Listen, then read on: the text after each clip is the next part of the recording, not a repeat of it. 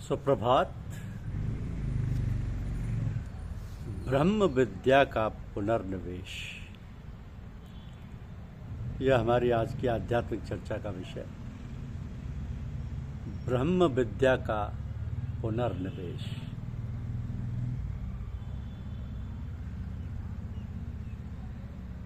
इस ब्रह्म विद्या का पुनर्निवेश सूफी संतों द्वारा किया गया भारतवर्ष में। सभी सूफी संप्रदाय हजरत मोहम्मद साहब रहमतुल्लाह से अपने संप्रदाय का आविर्भाव बतलाते हैं।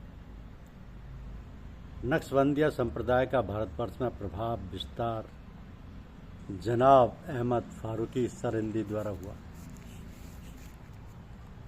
कहा जाता है कि इनके शेख बाकी बिल्ला साहब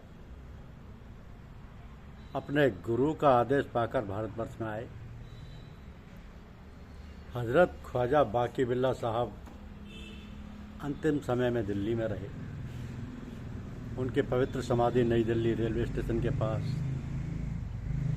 मोहल्ला नवा करीम में एक कब्रिस्तान में बनी है। यहाँ पर एक मस्जिद भी है और उनके अनुयायी बड़ी पवित्रता से उस स्थान पर प्रतिदिन पूजा आदि करते हैं। आपका निर्माण सन 1603 ईस्वी में हुआ। इस ब्रह्म विद्या का विकास मुसलमान सूफी संतों के द्वारा अनवरत होता गया। उन्होंने इस विद्या को अपने शिष्यों में मुक्त हस्त से बांटा। इस प्रकार ये अपने आध्यात्मिक वंशजों में होती हुई हजरत मौलाना अहमद अली खान साहब कुबेरपुरी कायमगंज के परम शिष्य जनाब फजल अहमद खान साहब रायपुरी के पास सुरक्षित रही। एक मुबारक दिन हजरत फजल अहमद खान साहब ने अपने परम प्रिय शिष्य महात्मा रामचंद्र जी को इस विद्या का अधिकारी व पात्र जानकर 23 जनवरी 1896 ईस्वी के शुभ दिन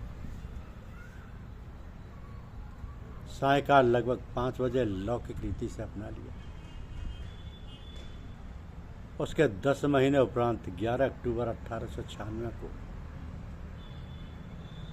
हुजूर महाराज ने महात्मा रामचंद्र जी को पूर्ण अधिकार प्रदान करके गुरु पदवी पर बिठाया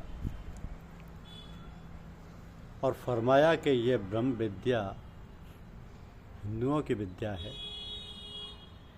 जो सुपात्र जानकर मुंशी रामचंद्र को सौंपी जा रही है। उनके गुरुदेव ने हर समय छाया की भांति रहकर अपनी खास तवज्जो, आत्मिक शक्ति, बाहरी और आंतरिक से महात्मा रामचंद्र जी को मालामाल कर दिया। हुजूर महाराज मौलवी फजल अहमद खान साहब का कहना था कि फ़कीरों की कोई जात नहीं होती है, वे तो खुदा की ही जात को अपनी जात मानते हैं। इसमें कोई हिंदू मुसलमान का फ़र्क नहीं रहता, मगर क्योंकि ये गृहस्थों की विद्या है इसलिए जिस कुल या जात में जन्म हुआ है उसकी मर्यादा निभानी पड़ेगी। परम पूज्य लाला जी साहब को यह विद्या देकर तथा सारा कार्यभार सौंपकर हुजूर महाराज बहुत प्रसन्न व निश्चिंत हो गए। आपकी मंशा ये थी कि गिरे हुए जीवों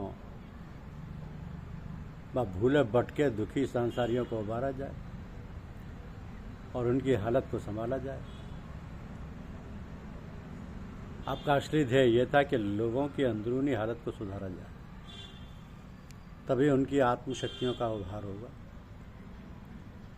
इसलिए आपने जोर दिया कि आंतरिक अभ्यास किया कराया जाए। तो महात्मा रामचंद्र जी को उनके सद्गुरुदेव हजरत मौलाना फजल अहमद खान साहब रायपुरी ने आदेश दिया कि पंथ के बाहरी आडंबरों से दूर रहें और हुक्म फरमाया कि हमारा मिशन जिस तरह और जहाँ तक हो सके दुनिया के लोगों तक पहुँचा दें। तो परम पूज्य महात्मा रामचंद्र जी महाराज ने जो आध्यात्म की गंगा बहाई वो संसार भर को पवित्र कर रही है। आपका प्रेम दुनिया के कोने कोने में फैल रहा है। आप पूर्ववत कार्य कर रहे हैं बिना किसी बंधन के, शरीर के बंधन से मुक्त हैं और जैसा चाहे कार्य कर रहे हैं। सन 1931 में आपका स्वास्थ्य बहुत गिर गया, जिगर की बीमारी ले रखी थी। बीमारी में आप फरमाते कि बुजुर्गान सिलसिला की रूहों को हर समय अपनी चारपाई के चारों तरफ पाता हूँ। बुजुर्गान सिलसिला की रूहों को हर समय अपनी चारपाई के चारों तरफ पाता हूँ। 14 अगस्त 1931 की सुबह आप पूजा के लिए कमरे में अकेले आए और खाट पर लेट गए। आपने आंखें बंद कर ली और ब्रह्म में अंतर ध्यान हो गए। आपकी समाधि मंदिर फतेहगढ़, नवदिया फतेहगढ़, कानपुर रोड पर बनी। यहाँ का वार्षिक संत समागम प्रतिवर्ष ईस्टर की छुट्टियों में मनाया जाता है। आपने ईश्वर प्राप्ति का निश्चित मार्ग बताया कि जिक्र खफी यानी दिल का जाप सिर्फ किया करें, नाजिन्स और गैर आदमी और गैर सोबत के नक्शों से दिल को साफ रखें, परमात्मा के सिवा किसी की तरफ तवज्जो ना करें, एक सुई और एकाग्रता के साथ दिल हाजिर रखने की तरफ पक्का इरादा कर लें, सत और मालिक की तरफ उनसियत व लगाव हासिल करें, अपने आप को मिट कर इसी में महब वाले हो जाएं और इसी काम में अपने आप को मिटा दें। तो सबसे ज़्यादा नज़दीक रास्ता और असल पद तक पहुंचने का यकीनी जरिया है। आपका कहना है कि जो शख्स अल्लाह पर भरोसा रखता है और उसका होकर रहता है, उसको ऐसी जगह से वो रोजी पहुंचाता है जिसकी उसे खबर भी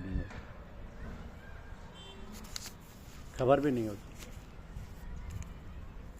तो इस तरह ये ब्रह्म विद्या का भारतवर्ष में पुनर्वेश हुआ